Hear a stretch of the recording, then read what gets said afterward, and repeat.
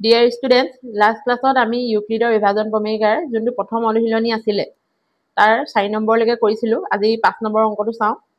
ইয়াতে প্ৰশ্নটো কি আছে চোৱাচোন ইউক্লিডৰ বিভাজন প্ৰমেয়িকা ব্যৱহাৰ কৰি দেখুৱা যে যিকোনো যোগাত্ম অখণ্ড সংখ্যাৰ ঘনফলটো 9m, 9m + 1 নাইবা 9m + 8 আহি আমি কি দিব লাগে 9m আনিব লাগে 9m + 1 নাইবা 9m + 8 এতিয়া তোমালোকৰ ইউক্লিডৰ বিভাজন প্ৰমেয়িকাটো মনত আছে a = কিমান আছে bq + r ইয়াত আমাৰ ফৰ্মটোত তুমি চাবাচোন গোটেইটা কি আছে 9 আছে গতিকে b মানটো ইয়াতে 9 হ'ব গম পালা এতিয়া ইয়াতে আমি প্ৰথমে ধৰি লম যেহেতু যোগাত্ম অখণ্ড সংখ্যা কৈছে ধৰা হল a এটা যোগাত্মক অখণ্ড সংখ্যা আৰু b কি হ'ব ইয়াত b হৈ যাব কি 9 হল আৰু লগতে আমাৰটো এটা কন্ডিশন আছে কি আছে r ৰ মানটো সদায় b তকৈ সৰু হ'ব লাগে আৰু 0 পৰা আৰম্ভ হয় যত ইয়াতে নে কি হ'ব 0 পৰা আৰম্ভ হৈছে আৰু not b মানটো যেটো 9 তকৈ সৰু হ'ব লাগিব এটাকে ইয়াতে ইউক্লিডৰ বিভাজন কলন বিধি মতে আমি লিখিব লাগিব কি পাম ইউক্লিডৰ বিভাজন কলন বিধি মতে কি লিখিব পাৰিম a = 9q + r হল এতিয়া যেহেতু ইকুৱেশ্যন নম্বৰ 1 দিবা আৰু যেহেতু মই শৰ্তটো আগতে লিখি থৈছো গতিকে r ৰ মানকেইটা কি হ'ব 0 পৰা আৰম্ভ হ'ব 0 1 2 3 4 5 6 7 আৰু 8 not কটো সৰুৱে হ'ব লাগিব এতিয়া এই মানবোৰ তুমি বহাই দিয়াচোন a = 9q + 0 এটা কিমান হ'ব 9q আৰু আৰহিটো কিমান বিচাৰিছে 9m বিচাৰিছে হয়নে আৰু লগতে কি কৈছে প্ৰশ্নটো কৈছে ঘনফলৰ আৰহিহে বিচাৰিছে ডাইৰেক্ট সংখ্যাটো বিচৰা নাই গতিকে ঘনফল মানে কি মই কিউব কৰিব লাগিব a কিউব হ'ব আৰু ইফালে কিমান হ'ব 9 কিউব 9 ৰ কিউব কৰিলে কিমান হ'ব 9 × 9 = 81 আৰু এটা 9 দি পূৰণ কৰি দিও 9 × 9 9 × 8 = 72 729 কিউব এতিয়া মোক কোৱা আৰহিটো বিচাৰিছে 9m হে গতিকে মই এবাৰ 9 এটা কমন ল'ব পাৰো কাৰণ 81 লগতো মই 9 পূৰণ কৰিয়ে পাইছো ন এই 9টো যদি কমন ল'ব ভিতৰত কি থাকি যাব 81 কিউব এতিয়া ইয়াতে তুমি এইডোখৰ মই এনেকৈ লিখিব পাৰো নিবা 81 কি হ'ব m নিশ্চয় পাৰিম এটা লিখি দিবা সাইডত খালি ধৰা হল 81 q = m বুলি ঠিক আছে এতিয়া প্ৰথম আৰহিটো পাই গলো এতিয়া আকৌ কৰো আৰু নেক্সট এতিয়া আমি এক বহাই চাম a = 9q + 1 যদি মই ঘনফল লওঁ ঘনফলত তোমালোকৰ ফৰ্মুলাটো মনত আছে নে a + b ফৰ্মুলাটো ইয়াতে মই সাইডতে লিখি দিছো a + b হোল কিউবৰ ফৰ্মুলাটো আছিলে a³ + 3a² b + 3ab² + b³ হৈ গল এতিয়া আমি ফৰ্মুলা মতে ভাঙি যাওঁ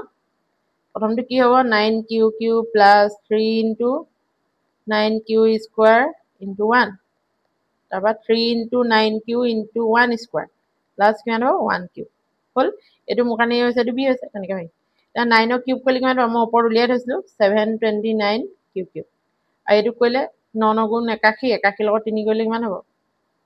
3 × 3 3 × 8 = 24 243 q² আৰু 1 ক স্কয়াৰ কৰিলে 1 হ'ব 3 × 27 কিউব আৰু 1 ক কিউব কৰিলেটো 1 হ'ব এটা বস্তু এটা আছে যেহেতু মোক বিচাৰিলে 9m + 1 আহি এই 1 টো আমি পিছৰ 1 টো পাই আছো এটোৱে গতিকে এই দখবা মই 9 এটা কমন ল'ব পাৰিলে হৈ যাব নে আৰু 9 টো প্ৰতিটা আছে যেহেতু ইয়াত 9 কিউব কৰিছিলো ইয়াত 9 স্কয়াৰ কৰিছো ইয়াতো 9 কিউব এটা ইনটু হাফ গতিকে 9 টো মই কমন লৈ ল'ব পাৰিম গতিকে যদি মই ইয়াত 9 কমন লৈ কিমান থাকিব এটো ওপৰতে কৈছিলো 81 কিউব থাকিব হল আৰু 243 বা 9 টা কমন লৈ কিমান হয় তুমি হৰণ কৰি চাই লোৱা যদি প্ৰবলেম হয় 9 * 2 = 18 তাৰপা 8 14 আনকল থাকিল 6 63 থাকিলে তাৰপা 9 7 * 63 আমি কিমান থাকিব 27q² আৰু ইয়াত কিমান থাকিব 27ত 9 কমন লৈ 3 থাকিব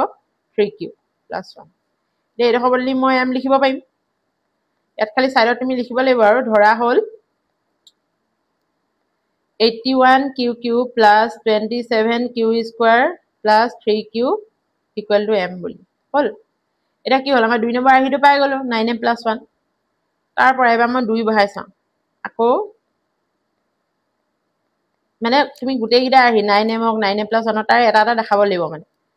a equal to 9q plus 2 এবাৰ মই আকৌ ঘনফল কৰিব লাগিব যেহেতু ঘনফল আহিয়ে বিচাৰিছে আমাক ফৰ্মুলাটো সেমে হ'ব দে a plus b whole cube টোতে এটো ভাগিম ফাৰ্স্ট হ'ব 9q cube plus 3 into 9q square into 2 plus 3 into 9q into 2 square plus কিমান হ'ব 2 cube এটা 9 ক কিউব কৰিলে অথনিবা আমি কৰিয়ে আছিলো কিমান পাম এটো 729 কিউব কিউব বাইটো কিমান পাম 3 দুগুণ 6 তাৰপা 9 9 গুণ 81 81 লগত 6 কৰা 6 গুণ 6 6 8 গুণ 48 486 কিউ স্কয়াৰ আৰু এইটো মানে 2 দুগুণ 4 4 দুগুণ 12 12 9 গুণ 108 আৰু 2 কিউব কৰিলে কিমান হ'ব 2 দুগুণ 4 4 দুগুণ 8 ইয়াতে এটা বস্তু আছে আমাৰ 3 নম্বৰ আহিটো এইটো আমি পাই গল নাই বাই এইটো আৰু বাকি এডখৰ পৰা আমি 9 টা কমন ললে হ'ব আৰু 9 টো পামেই কিয়নো ইয়াতো 9 আছে ইয়াতো 9 আছে ইয়াতো 9 আছে গতিকে 9 টো যদি কমন লয় ইয়াতো গম পালা 81 কিউব কিউব থাকিব ইয়াৰ পৰা 9 কমন ললে কিমান থাকিব তোমাৰ এইটো তোমাৰ 54 থাকিব নেকি মই কৈ দেখাইছো চোৱা হৰণ কৰি চালবা 9 5 গুণ 45 তাৰপা 8 5 গুণ থাকিল 3 9 4 গুণ 36 হল গতিকে ইয়াতে পাবা 54 কিউ স্কয়াৰ আৰু 9 কমন ললে মানে 12 9 গুণ 108 হয় গতিকে 12 থাকিব কিউ প্লাস 8 এটা এই গুটেই দেখো বুলি মই এম লিখি দিও যেহেতু মোক এম আহি বুলি কৈছিলে 8 এনেকৈ খালি সাইডত লিখি দিবা আৰু ধৰা হল 81 q cube plus 54 q square plus 12 q equal to m হৈ গল গতিকে আমি তিনটা আহি পাই গল 9m আহি পাই গলো 9m plus 1 পাই গলো আৰু 9m plus 8 পাই ঠিক আছে গতিকে ইয়াতে তুমি পিছৰ গিটা নকৰিলে হ'ব 3 4 5 6 7 8 হেগিটাও যদি কোৱা তুমি একে ধৰণে আনসাৰ পাবা কমন লৈ গৈ থাকিলে লাষ্টত গৈ তোমাৰ 9m plus 1 9m plus 8 বা 9m আহি তুমি পাবা এবাৰ তোমালোকে তিনটা দেখাই দিলে হ'ব ঠিক আছে এতিয়া আমি নেক্সট অংকটোলৈ যাওঁ ইয়াত কি আছে চোৱাচোন হিমাদ্ৰীয়ে 625টা ভাৰতীয় আৰু 325টা আন্তঃৰাষ্ট্ৰীয় ডাক টিকেট সংগ্ৰহ কৰিলে তাই এইবোৰ এক বিশেষ থুপত ৰাখি প্ৰদৰ্শন কৰিবলৈ বিচাৰে যাতে এটাও ডাক টিকেট ৰৈ নাযায় হিমাদ্ৰীয়ে সৰ্বাধিক কিমানটা থুপত ডাক টিকেটবোৰ প্ৰদৰ্শন কৰিব পাৰিব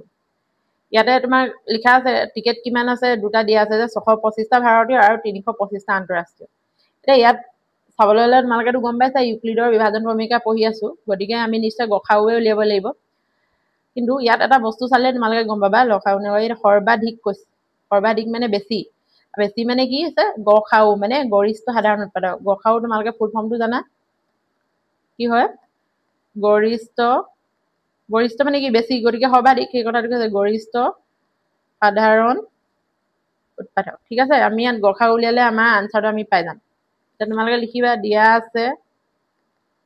কি দিয়া আছে টিকেটৰ সংখ্যা কেইটা লিখি লবা প্ৰথমে ভাৰতীয় ডাক টিকেট কিমান আছে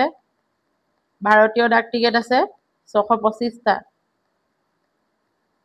আন্তঃৰাষ্ট্ৰীয় কিমান আছে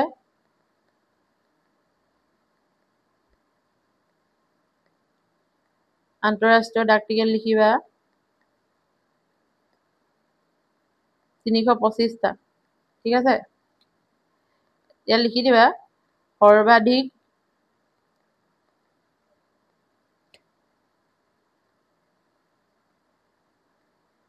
থুপত ডাক টিকেটবোৰ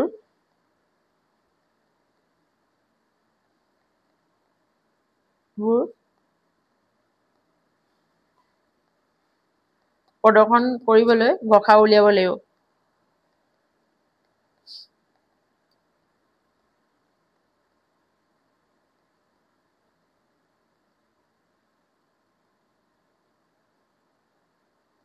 ইয়াতে আমি এটা ধুনীয়াকৈ লিখিম তেন্তে এতিয়া যেহেতু আমি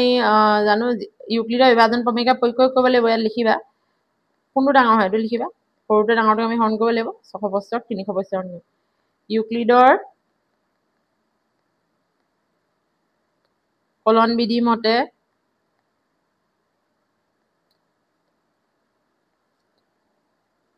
সাইডত আমি হৰণটো কৰি চাই লম 325 625 তুমি কেইবাৰ দিব পাৰিবা দুবাৰ দিলে তোমাৰ বেছি হ'ব এবাৰ দিব লাগিব নেকি দুবাৰ মই কৰি চাইছো 5 ইয়াতে তোমাৰ 650 হ'ব এইটো বেছি হৈ গ'ল ন 625 গতিকে আমি এবাৰ দিম 325 এইটো 0 0 হ'ব হল এটা কি হ'ব 300 আকৌ তোমাৰ 325 দিব লাগিব কেইবাৰ যাব এবাৰটো যাব 25 থাকিলে এতিয়া তুমি 25 হৰণ কৰিব লাগিব কাক 300 হৰণ কৰিব লাগিব মই ইয়াত জেগা নাই মই অলপ এইটো সাইডে কৰিছো কাৰণে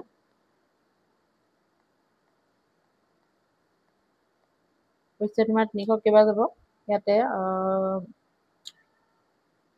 সিটা তোমাৰ দিলা প্ৰথমে এবাৰ 25 হ'ব তাৰপা আকৌ তোমাৰ 10 বাজ গ'ল থাকিল 5 শূন্য আৰু তাৰপা 2 দিয়া এটো 50 মানে 12 বাৰ যাব 25 তোমাৰ কমপ্লিটলি যাবগে হা গতিকে মোৰ উত্তৰটো আচলতে 25 হয় ইয়াতে খালি আমি ধুনিয়াকেটো দেখাব লাগিব তিনিবাৰ আমি হৰণ কৰিছো যে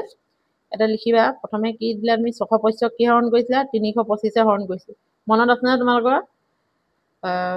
ভাজ্য সমান ভাজক পূৰণ ভাগফল যোগ বাকি হেতু মতে কৈছো মই এটো ভাজক হয় ভাজক পূৰণ ভাগফল কি 1 মোৰ ভাগে কি থাকি গৈছে 300 এটো লিখিবা যেহেতু ভাগ একটো শূন্য নহলে মই আকৌ 300 কি 325 হৰণ কৰিছিলো গতিকে ইয়াতে এটো তুমি আকৌ লিখিবা 325 হৰণ কৰিছিলো কি হয় 300 হৰণ কৰিছিলো 300 হৰণ কৰোতে মই কেবাৰ দিলো এবাৰ আৰু মোৰ কিমান থাকি গৈছিলে ভাগফল 25 আকৌ 25 তুমি 300 দিছা যেহেতু ভাগে শূন্য নাই 300 25 কেবাৰ গ'ল 300 12 বাৰ গ'ল ইয়াত কি শূন্য ওলাই গ'ল নাই এটাকে গখাও কিমান হ'ব গখাও হ'বগে 25 আৰু 25 হোৱাৰ লগে লগে তেনেহলে আমাৰ সৰ্বাধিক থুপ কিমান হ'ব তাকে প্ৰশ্ন যেহেতু যেনেকৈ বিচাৰিছে গখাও বুলিটো কোৱা নাই তোমাক সৰ্বাধিক থুপ বুলিও দিছে গতিকে তুমিও উত্তৰটো তেনেকৈ ধৰণে লিখিব লাগিব সৰ্বাধিক থুপ কিমান হ'ব 25 ঠিক আছে এটোটো তোমালোকে বুজি পাইছা চাগে আৰু তোমালোকৰ এই অনুশীলনটো আমাৰ ইমানতে শেষ হৈছে তোমালোকৰ যদি কিবা বুজি পোৱা নাই তেনেহলে মোক তোমালোকে কমেন্ট সেকশনত জনাব পাৰিবা ইয়াৰ পিছত আমি নেক্সট বিষয়বস্তুখিনি আলোচনা কৰিম নেক্সট ভিডিঅ